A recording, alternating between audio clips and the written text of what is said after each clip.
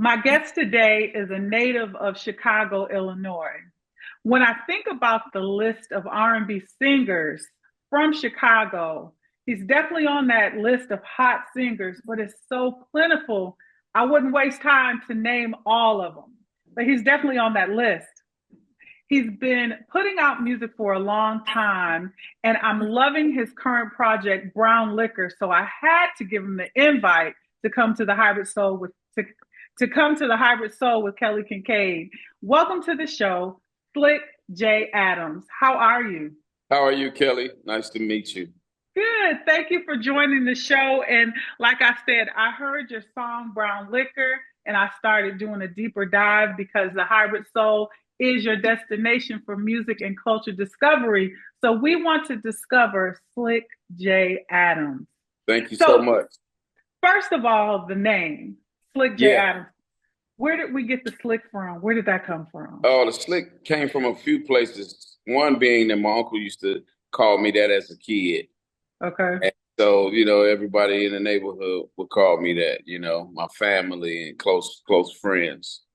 And so it's one of those things growing up in the hood. You say, hey, when I make it, I want people to know, because they didn't know my real name like that, James. Yeah. And so, yeah.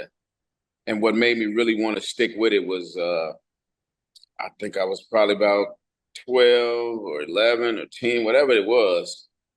I had a group and we did a talent show, and I would love for people to say, yo, Slick, blow. When we do Poison, and we won with Poison by Bell Biv DeVoe. So I said, yeah, I'll keep that name if I ever put out some music myself, solo. I love it. It definitely stands out because, the song Brown Liquor, and then it was like, okay, Slick J. Adams, I gotta look him up. Look, Slick with a Q. Yeah, yeah, Different. just be with all due respect to Mr. Slick Rick. Yeah, absolutely. Let's start out. So you've been singing for a long time, and just to discover you, where did you begin singing? Does it come your family of singers, the church? Where did you get your start in singing? I've been singing all my life since I probably was singing before I was talking. But it definitely comes from my family. My dad was a singer, musician. He had a band with my uncles and aunts, and yeah, so my whole family is very, very talented. And so, it's one of those things. I'm just one of many who can hold a tune. Who are some of your musical influences besides your family members? Right away, it starts in the '70s with Michael Jackson. Mhm. Uh, being one of my biggest influences, Stevie Wonder and Marvin Gaye. And then it trickles down to obviously New Edition, Johnny Gill, Boys to Men, the likes of those singers. Right, right. And you started putting out music. So you did speak about, I know you had you were in a group in high school, and Yeah, then just as you growing up, you made a decision, this is what I want to do it for a career. So you started out like early 2009 putting out music. Um, when you decided, was it you could have done blues, R&B, like what was the plan when you first started out as an artist? it's always been R&B. That's Hmm. always been my true love for music, the art, which Yeah. I grew up listening to. Like I just said, Michael Jackson being the biggest influence on me musically. Uh, Right. and so yeah, in 2009, I just decided to put out some of the music that I had been recording previous years. So being a songwriter, being a producer, I'm always writing and I'm always producing music. So, at some point, right, you got to put it out, and so it's just, yeah, one of those things. How has it been just growing up? Because you are growing up in the music industry, starting out. How has I want to talk about the journey, Yeah. just starting out and where you are today. How has that journey been for you, just coming from such a musical city like Chicago? It's been a roller coaster. You know, you Hmm. have your ups and your downs, you have your high moments. Like with anything, you got your low moments. So it's really been truly a journey, and for the fans and people who do know me, they know. And I Yeah. think I sense a great appreciation on their behalf. And when they say, "Wow, you still doing it," I hear that a lot. You still singing, you know, Uh-huh. especially with the climate of the music industry today, where it isn't like it used to be. Um, but yeah, it's been a roller coaster, but a well worth ride it's been. What's You know, kept you motivated? uh, just loving music, not doing it for Mm. fame, not doing it to be popular, not doing it to be the man. I come from a musical family, so I would sing and write music if nobody hear it, you know. Yeah. And like I said before, it's just one of them things. I was blessed to have an opportunity to actually put it out to where people can actually hear what I do when I'm right here in my home. Yeah. I Yeah, see you shining. You outside. The media outlets got you performing. You outside in Chicago performing these songs. How does that feel now? Like I know that through the years putting out all this music, but I feel like a bigger light is shining on you right now. What's that feeling like? it's a blessing, man, and I'm a very spiritual person, so I understand that God is just showing me the fruits of my labor. Hmm. You know, the fact that it's not an overnight story. It's not, hey, I ran into uh, Dr. Dre, and then the next day I was on a plane to LA, and those Yeah. stories that most people have. Mine Hmm. has been my true love for the art of music and really believing and knowing that what I have within me and the music that I make is someone that needs to hear it. Maybe not, you know, I don't know, but I know it's someone that needs to hear this music. Yeah, I love that you are one of those artists that's definitely keeping R&B has never been dead. No, You are one of those artists that's continuing to keep R&B alive. I want to talk about your project, Brown Liquor. That's yeah, where I've gotten a deeper dive. When I tell you, I hear a little bit of something on it. I hear blues, I hear soul, I hear R&B. Talk about putting this project together. It's a 16 songs, powerful songs. So you got a thank little you. bit of this and that in it. How did you put this project together? Over time, number one, it Hmm. was over time, and what you're hearing is just me being a musician at heart. So you hear when I'm in a gospel kind of mood, or I'm in a blues kind of mood, and even a sense of humor kind of side with songs like "Name on Me," Yeah. and telling true stories, but making it funny and interesting. So it's just been over time putting together this project, and I definitely wanted to put I couldn't put it all, but just every little bit of drop of me that wants to say, hey, this is the kind of music that I like. Yeah. I like neo soul. I like hip hop, and that's when you create a song like Brown Liquor with a what I like to call a Dr. Dre backbeat, but real horns, real guitars, real bass, real instrumentation. So over time, I was able to record hundreds and hundreds of songs. I have so many I haven't put out yet, Kill. So Really? yeah, that's how this project, was able to come together. Well, I wanna ask you what made you go to brown liquor because there's some people that could not do. They've had a story that shut them down on brown liquor, and on the song, that's the name of the project. But on the single, you name a lot of liquors, and I know some people who have had a moment with it, their stomach just turned. You named them. That is Yeah. that your favorite brown liquor? Is that your So, favorite drink? so it actually is, man. I was able to hang around a bunch of bougie people at one point in my life, and they introduced me to those top shelf whiskeys. Yeah. Because being from the hood, it was always, Grey Goose, Hennessy, Tito's. But when I start hanging around, the bougie people, I won't say their name, but they smoke cigars, and they introduced me to Scotch and Yeah. all those different kind of whiskeys. So of course, yeah, I fell in love with brown liquor. But in making the song, I said I want to, pay homage to my brown sisters. And so that's where the metaphor is. I love you like brown liquor, you Nice. know, gets me high. I love you like brown liquor. You blow my mind. You so smooth, you know. It's just it's a story. It's a love story, so to speak. And so, yeah, I thought it was a cool play to play off both. You know, I I love love brown it. liquor, and I love my brown women. I love Yeah, that. I love that. I'm sure when you perform that song, people are really out there bopping their head and dancing because that's one of the favorites. yeah, it's a smooth groove, you know. But it's nothing against any other kind of liquor, clear liquor, white liquor, whatever they want to call it. But Right. you know, music is a vibe. You make it, you put it out, Yeah. you go to the next song. The next one might be about Who clear knows? liquor. I don't know. You know what I'm saying? Who knows? Who knows? You have been on stages with some really big names. I would love to know through your travels and journey in your career, has there been an artist, a manager, someone who has given you some great advice that you've had to apply, that you apply with your career now?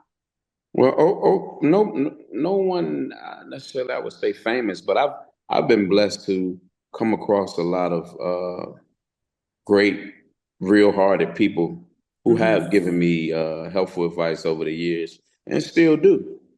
But just as far as performing with big name stars and celebrities, it's always a treat, you know. It's always a treat. Hmm. I just performed with Tank and Genuine and Belle Biv DeVoe at the Wintrust Arena here in Chicago last Friday, I believe. So it's always a treat. And Silk, Nice. it's, you know, it's always a treat. So, but I've been fortunate enough to get a lot of helpful advice, and I've just been extremely blessed. Nice. I've read that the steppers community, I mean, you come from Chicago, so that makes sense. That Right. steppers community, are you a stepper? I can, but I don't consider myself, with all due respect to the real steppers, a stepper. But oh yeah, I can definitely get it in. Really? When you were making this project, do you say I have to make a song for them, or is it just Yeah. kind of organic? It's both.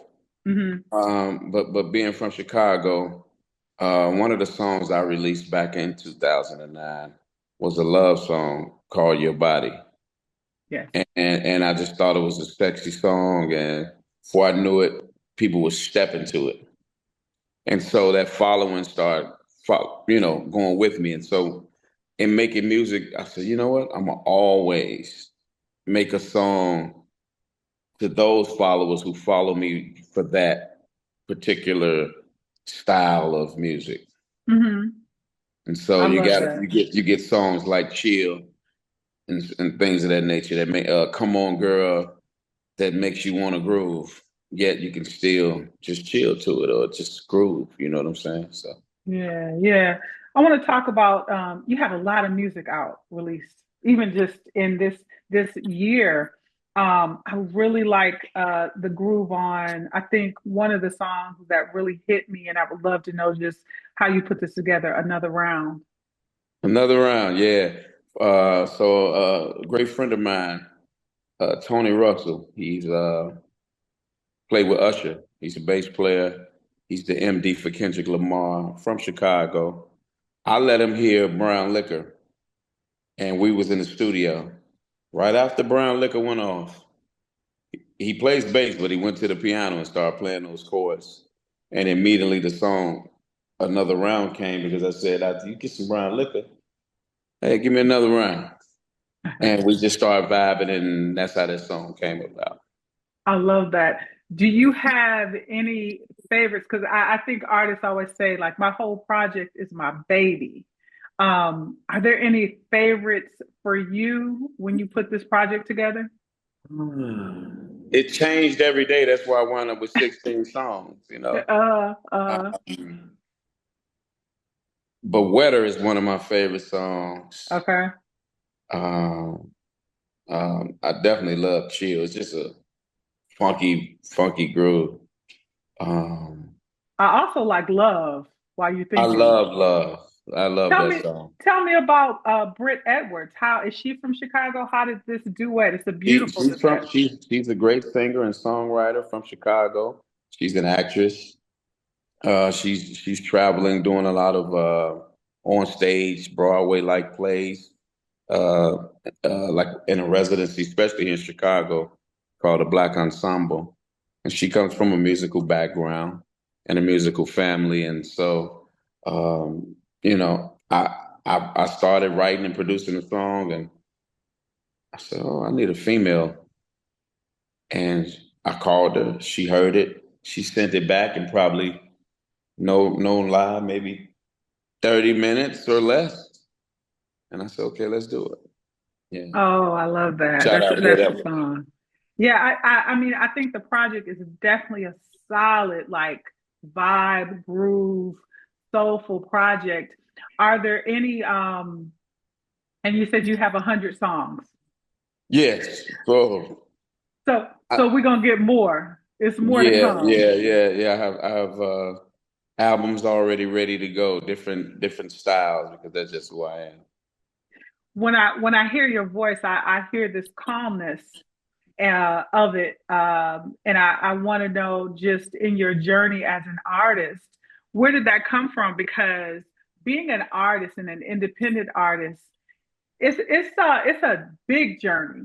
Where did you get this calmness as far as just being comfortable in your skin as far as an balladeer?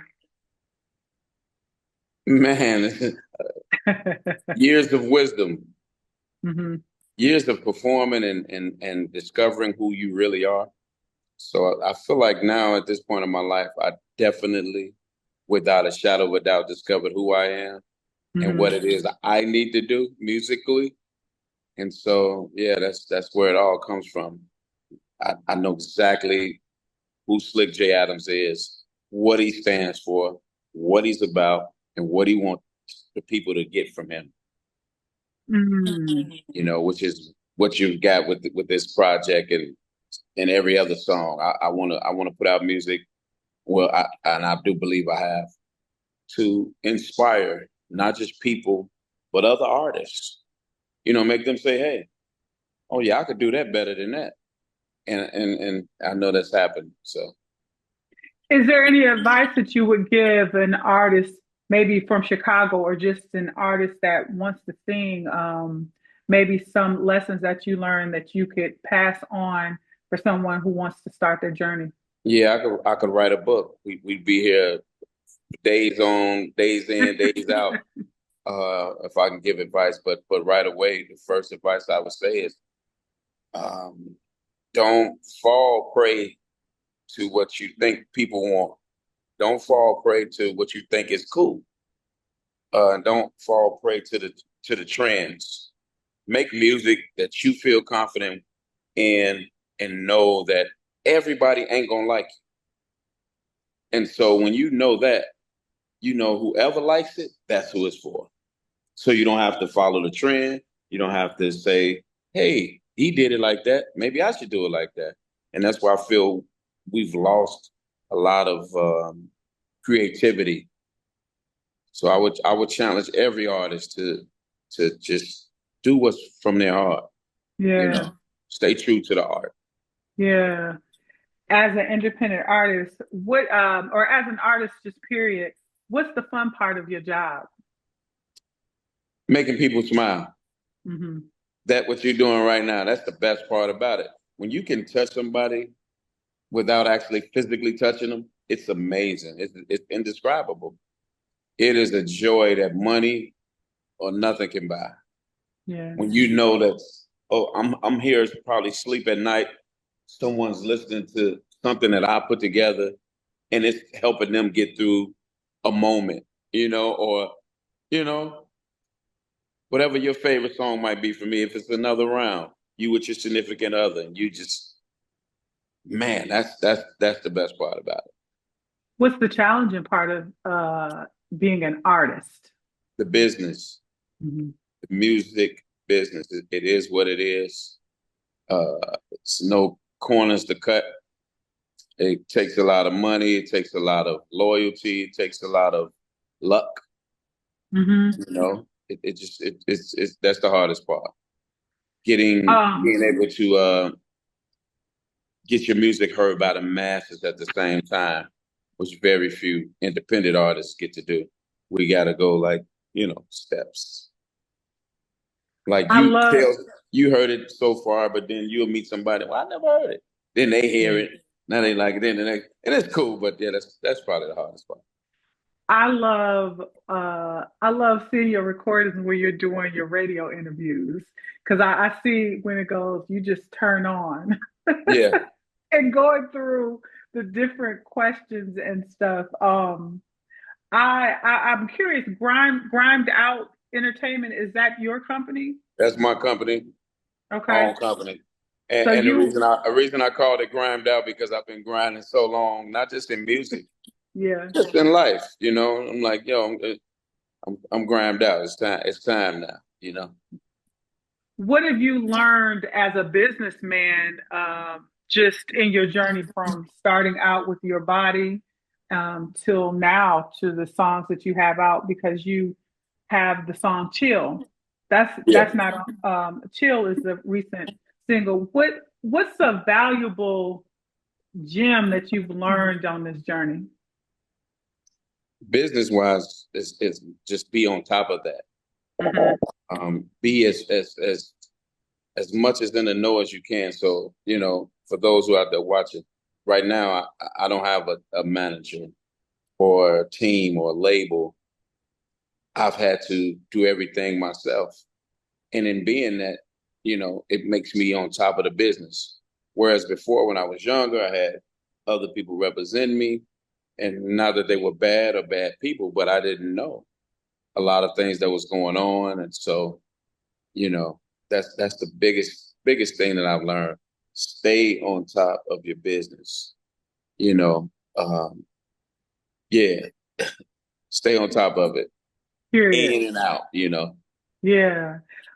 Out of all the people, and it doesn't have to be a famous person, but I would love to know on your journey, what has been your goosebump moment, like a wow moment? Ooh, I got quite a few. Okay. One that sticks out right away uh, was I was on stage in LA singing at some kind of showcase.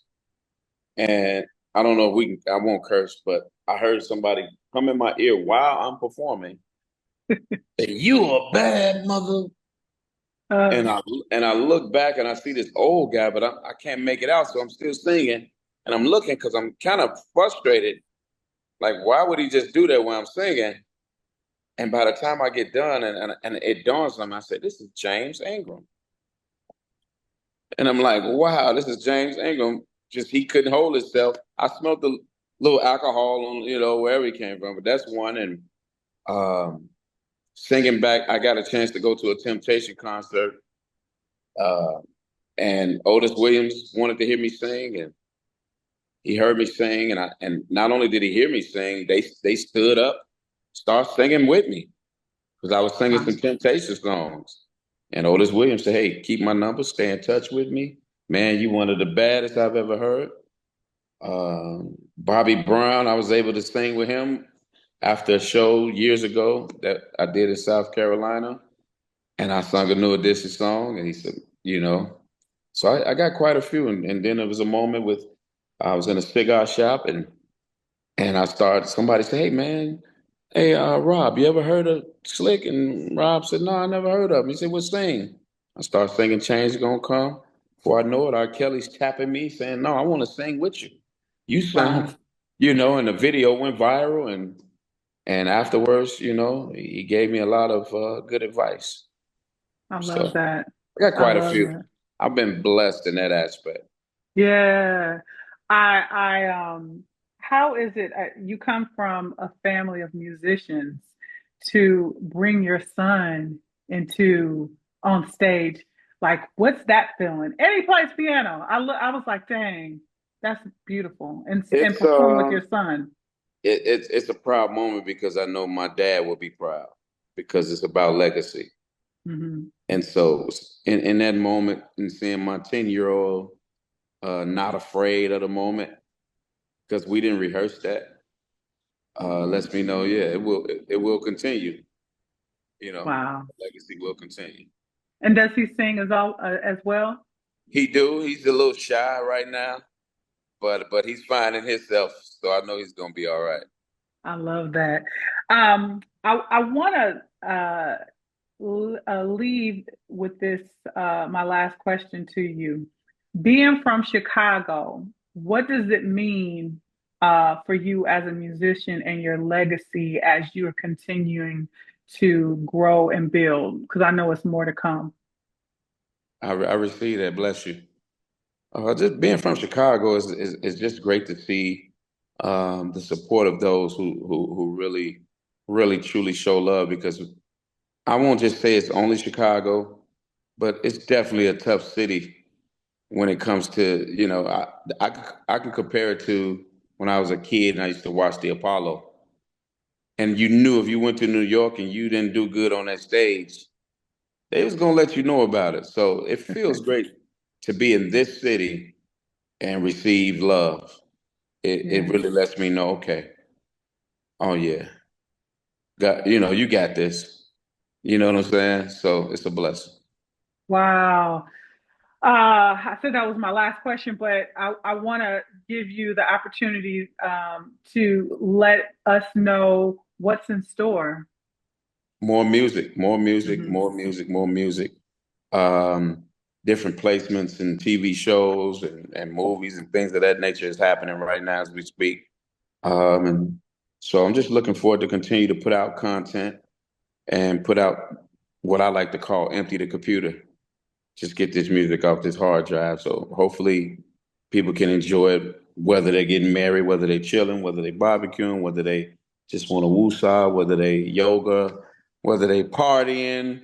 You know what I mean? I just want to get this music. That's what's next to me. Next for me. I want to get this music out here. I love that. Well, we're looking forward to more. But right now, we're going to continue to support you with this Brown Liquor Thank you. project. Thank you so much. I look forward to seeing you on a stage very soon. I hope so. And I appreciate you because we love to discover artists like you. That's the reason why we put this show together. Thank you so much. This is Okay. not something I take for granted by no stretch of the imagination. Thank you for taking your time out to number one, reach out to me. Number two, follow up with me. And three, take this moment of your day and your time to talk to me. I greatly appreciate you. The first of many conversations because it's going to be more because we follow and support artists like you. Thank you so much. Thank you. My guest today is Slique J. Adams on the Hybrid Soul with Kelly Kinkaid. Until next time.